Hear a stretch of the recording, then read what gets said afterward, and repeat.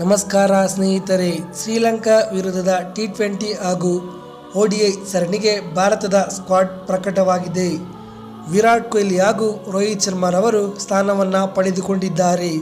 ಹಾಗಾದರೆ ಸುದ್ದಿಯ ಸಂಪೂರ್ಣ ಮಾಹಿತಿ ಏನು ಎಂಬುದನ್ನು ಈ ವಿಡಿಯೋದಲ್ಲಿ ತಿಳಿಸ್ಕೊಡ್ತಾ ಹೋಗ್ತೀನಿ. ಹೀಗಾಗಿ ಈ ವಿಡಿಯೋವನ್ನು ಕೊನೆವರೆಗೂ ನೋಡಿ ಸ್ನೇಹಿತರೆ. ಅದಕ್ಕಿಂತ ಮೊದಲು ನೀವು ಕೊಹ್ಲಿ ಹಾಗೂ ರೋಹಿತ್ ಶರ್ಮಾ ಅಭಿಮಾನಿಗಳಾಗಿದ್ದರೆ ಈ ವಿಡಿಯೋಗೊಂದು ಲೈಕ್ ಮಾಡಿ.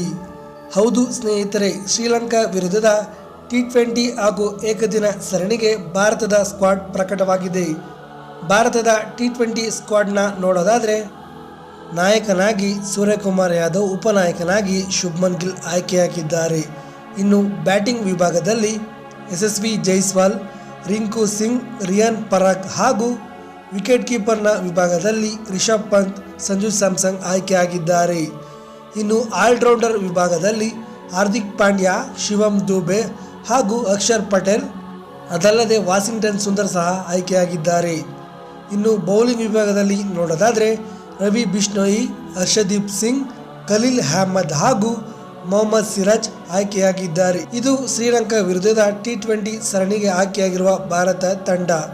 ಇನ್ನು ಭಾರತದ ODI ಸ್ಕ್ವಾಡನ್ನು ನೋಡೋದಾದರೆ ರೋಹಿತ್ ಶರ್ಮಾ ನಾಯಕನಾಗಿ ಆಯ್ಕೆಯಾದರೆ ಉಪನಾಯಕನಾಗಿ ಶುಭ್ಮನ್ ಗಿಲ್ ಆಯ್ಕೆಯಾಗಿದ್ದಾರೆ.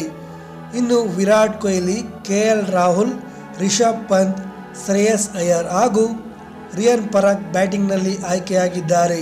ಇನ್ನು ಆಲ್ರೌಂಡರ್ ವಿಭಾಗದಲ್ಲಿ ಶಿವಮ್ ದುಬೆ, ಅಕ್ಷರ್ ಪಟೇಲ್ ಆಯ್ಕೆಯಾದರೆ ಬೌಲಿಂಗ್ ವಿಭಾಗದಲ್ಲಿ ಖಲೀಲ್ ಅಹ್ಮದ್, ಹರ್ಷಿತ್ ರಾಣಾ, ಹರ್ಷದೀಪ್ ಸಿಂಗ್, ಮೊಹಮ್ಮದ್ ಸಿರಾಜ್ ಹಾಗೂ ಕುಲ್ದೀಪ್ ಯಾದವ್, ವಾಷಿಂಗ್ಟನ್ ಸುಂದರ್ ಆಯ್ಕೆಯಾಗಿದ್ದಾರೆ.